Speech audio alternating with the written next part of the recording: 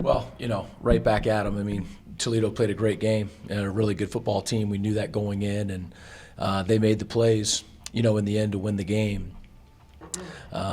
Still proud of our guys, and speaking of crowds, we had an incredible atmosphere.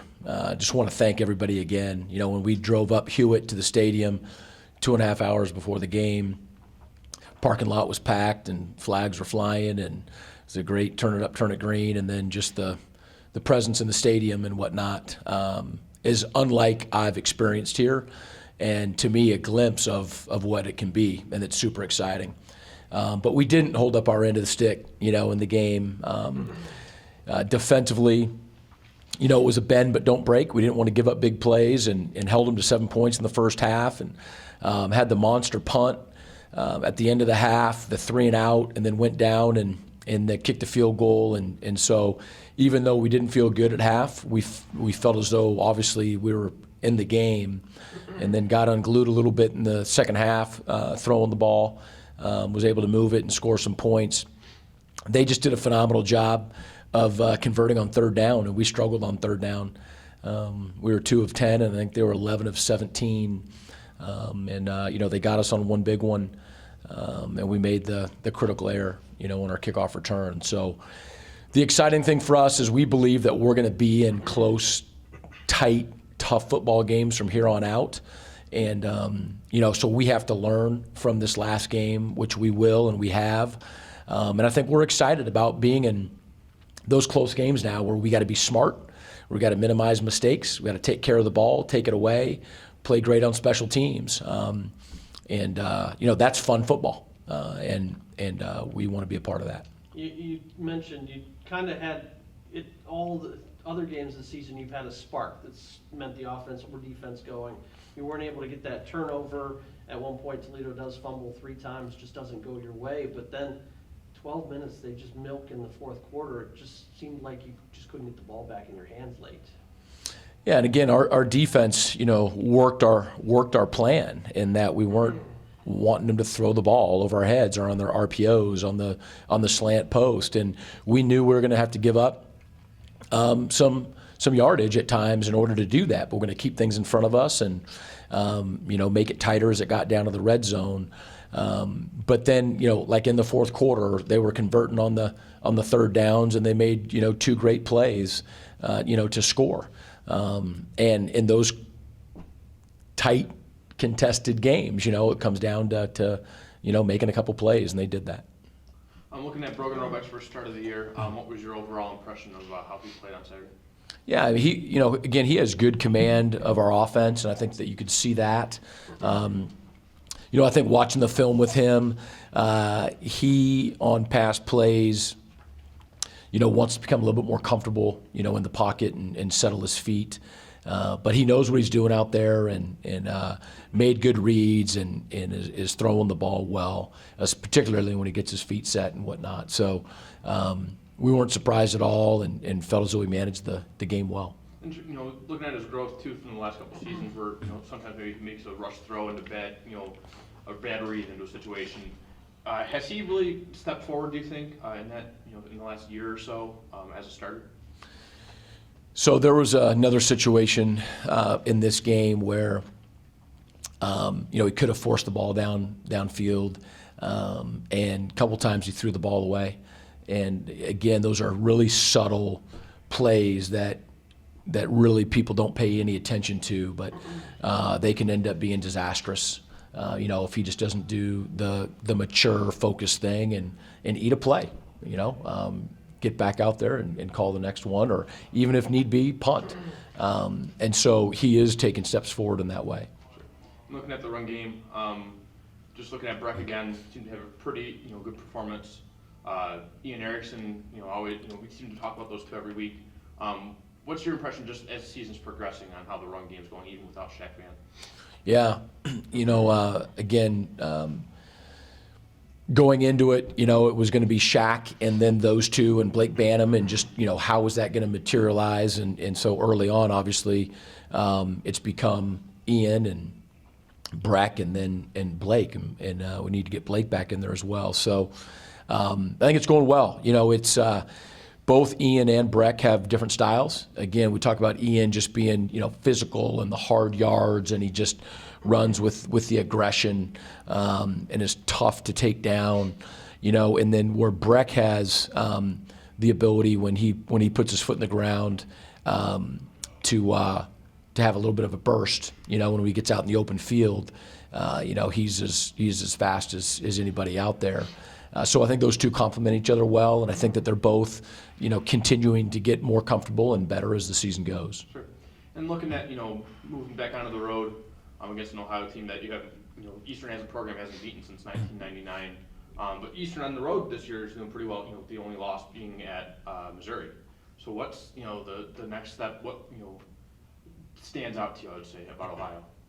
Well, we haven't faced Ohio, at least in the last 2 years, but their reputation is well earned, and just watching film, in the last couple of days just really confirms it. Just a classy program, number one, and then two, very physical, tough, well coached, disciplined, don't beat themselves. Play the game the right way in all three phases. It's just, you can easily see why they've been good and they've been built to last, and not just a team that just spikes occasionally. They are absolutely what I talked to these guys in the locker room about, and confirmed it again in our meeting last night, that this is going to be a team that we are going to have to be smart. We're going to have to be disciplined, and we're going to have to really minimize mistakes and be great with taking the ball away and taking care of the ball, and then competing in the special teams. It's going to be a game where you're going to look back and there's going to be 3, 4, 5 plays where, we either made those plays or we didn't make those plays, and that's going to be the difference in the game. They're an excellent team and program, and so we're excited about it. I'm just deep respect for them, and so it's my first time there. Our team in the last really 3 years hasn't played them, so obviously hasn't been down there, and be a great challenge for us. Sure. My last question for you, do you have an injury update for Todd Porter? I know you said it might be a long-term injury last week. Long in that he wasn't going to be ready. He's improving. Honestly, cannot tell you whether he'll be ready yet. It's not quite day-to-day yet. But we're hoping that he could be ready for this weekend. But that's probably pretty optimistic. Thank you. Yep. On the coaching side of things, you're going to go against Frank which we, of course, know what he's been able to do, the dean of MAC coaches. You look at what he's been able to build at Ohio over that span, and I know that's something that every coach kind of wants longevity to be like. Is that kind of something that you could model a program after? Yeah, all I can say is that he is the dean, of the MAC in terms of football coaches.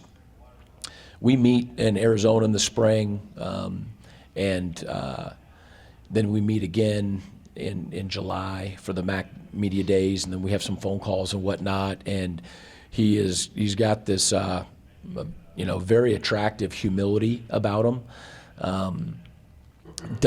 He doesn't act like he's the dean, and just lords over everybody, but he's just commands respect. He's got a humility about him, and he's absolutely a football guy who is very intelligent. And so he does lead, in my opinion, he leads our MAC coaches, and I respected him when he was at Nebraska and what he had done there, and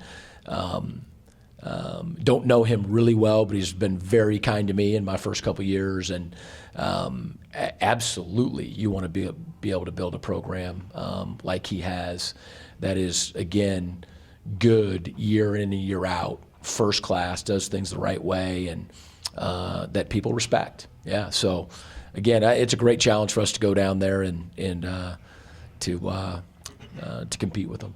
You've got redshirt junior linebacker Derric Williams next to you. What has he meant for you in the 3 years that you've been around him? Not enough time. Not enough time to talk about that. I mean, I'm so proud of this guy. You know, one of the things that people may or may not know is that, you know, he's overcome, you know, significant injury a couple times. The year before I got here, he played as a true freshman and then wasn't able to play that first year and has just had some injuries, even from spring ball this last year, that had kept him out, you know, a lot longer than we all had anticipated. He's got a incredibly positive attitude. Everybody respects his commitment to the program and his work ethic, not just on the field, but you know, the linebackers will be, you know, watching film and meeting and doing extra work, and you know that D. Will is the one that's, you know, leading that charge. So deep respect for him. It's so fun to, you know, actually have him back out there playing and playing well. He's one of the guys that's kind of the heart, you know, of your defense, and is a leader and really will be a leader of our team in this upcoming year. Derric, you look at yourself as a redshirt junior. You kind of got the most experience in terms of starts under anybody on that linebacking core. How have you taken upon yourself to kind of lead some of those young guys as they develop? I'll kind of say, like, in like the past years, we had older guys that like taught us how to lead. So eBay, for an example, last year, like, he taught us how to lead, and then we all just have been like following his charge and his path from like last year, and yeah, so he just brought it down to us, and now we're just bringing it down to the younger guys. Sure, Derric, you played, you know, you had a pretty unique situation where you've played for essentially 3 different head coaches, 3 different defensive coordinators. So what stands out to this year, you know, to you about this year than maybe the other years that you've been here? I would just say that like everybody just like bought in this year, and everybody's holding each other accountable, and everybody just like has their mind on one goal, and that's to go to a bowl game this year. So yeah, that's what I would say. And what would you say, you know, has grown the most in the last year? You know, looking at how last year finished and where you started off at 4-2 this year.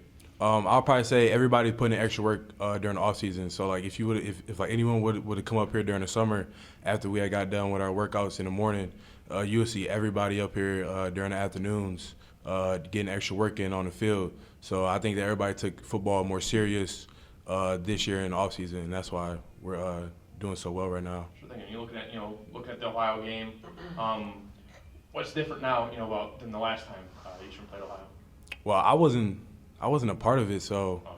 I don't really know a lot about Ohio. I mean, I watched the game last night on them, and they looked pretty good. So, I mean, I just got to get the game plan, and then we just go from there. Sure. And then looking at the rest of your teammates on the defense, you say you're ready for the, you know, with the 4-2-5, you've kind of gotten accustomed to it after 6 games, and things are rolling well now? Mm-hmm. Yeah, I mean, our defensive line is good, and we got a lot of guys that roll in, and they just take up a lot of space for us. So, I mean, it just let us roam freely. But without them, I mean, our defense wouldn't be nothing because we got like 10 guys that can come in and all of them can play well. So, shout out to the D-line.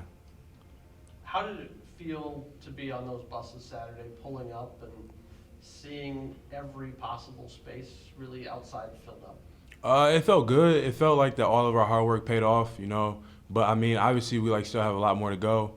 But just to see like a little glimpse, just like Coach said, of like people coming out and supporting us and like they're like seeing what like we're doing and we're finally winning, so they want to come out and see us, and it felt really good, and I'm pretty sure a lot of guys felt the same way too.